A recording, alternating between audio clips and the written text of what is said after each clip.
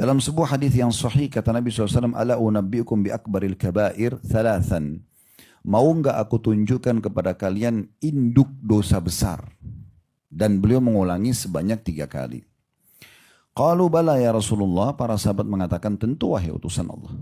Kami pasti mau dengar, apa itu induk dosa besar? Dosa besarnya sudah berat apalagi induknya. Qala al-isyraku billah. Yang paling pertama adalah syirik kepada Allah. Menyekutukan Allah dengan makhluk. Ya seperti contoh paling jelas orang-orang Mekah dulu di masa Nabi SAW. Mereka tahu Ka'bah rumahnya Allah. Mereka tawaf untuk Allah. Tapi mereka datangkan patung sebagai sekutu Allah. Mereka berdoa sama Allah, berdoa juga sama patung itu. Ya di masa kita sekarang cukup banyak itu. Berdoa sama Allah, berdoa juga minta sama orang mati di kuburan. Ya, berdoa sama Allah tapi masih pakai jimat-jimat. Nah, masih bergantung pada kertas atau batu atau apa saja. Nah ini bisa syirik kepada Allah. Ini bahaya banget ini. Ya. Makanya Imam Nawawi rahimahullah mengatakan, sungguh aku heran dengan orang yang minta-minta kepada kuburan walaupun itu kuburan orang saleh. Sebab yang dalam kuburan adalah manusia seperti dia yang sudah jadi tulang belulang. Para nabi-nabi saja kita masih doakan. Bukankah setiap kali kita sebutkan nabi disunnahkan kita baca alaihi salatu wassalam, Nabi Muhammad SAW sallallahu alaihi wasallam. Bukankah para sahabat sering diulangi radhiyallahu anhum, ridwanullahi alaihim.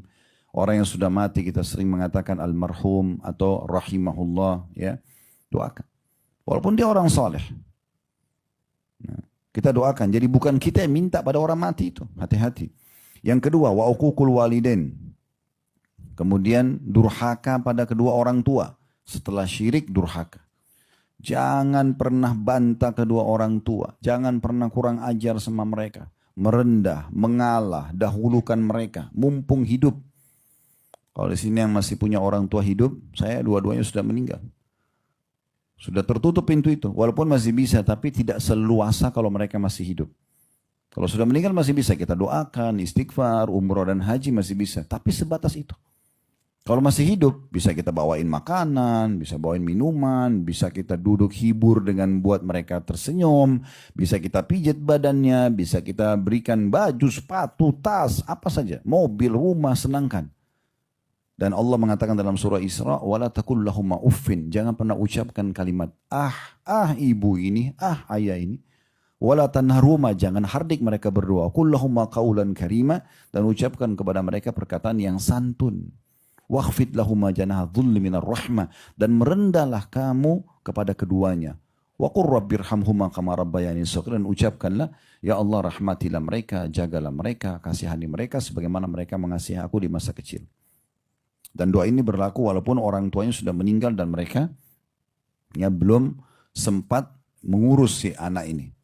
Karena cukup sperma ayah dan sel telur ibu pada saat bertemu dan ibu bersabar 9 bulan sudah cukup. Itu adalah harus kita bakti seumur hidup kita. Baru yang ketiga, ini yang jadi saksi bahasan kita. Wajalasa wa kana muttaki'an. Nah pada saat Nabi SAW sampaikan tentang syirik dan durhaka sama orang tua, beliau tadinya ya, duduk. Tadinya beliau muttaki. Muttaki itu meletakkan siku di tanah, kakinya ngelonjor. Mesti sedikit agak santai Nabi sampaikan. Tapi tiba-tiba beliau duduk. Mengubah posisi untuk menyampaikan dosa yang ketiga.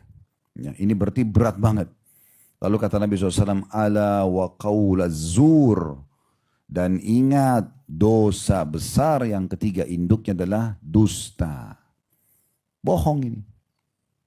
Jadi tadi syirik dengan durhaka sama orang tua yang begitu berat, Nabi masih duduk santai. Begitu mau sampaikan dusta, beliau duduk. Ya, tadinya santai langsung duduk tegak untuk menarik perhatian audiens di depannya. Dan perawi hadis ini menyampaikan juga tentang metode itu supaya sampai kepada kita bagaimana dahsyatnya dusta dilarang dalam Islam.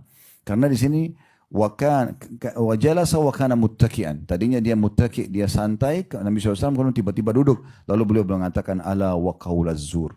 Dan ingatlah perkataan dusta. Qala fama zala yukarriru hatta qulna laitahu sakat. Dan Nabi SAW terus mengulang-ulangi ini sampai kami ya berharap Nabi diam.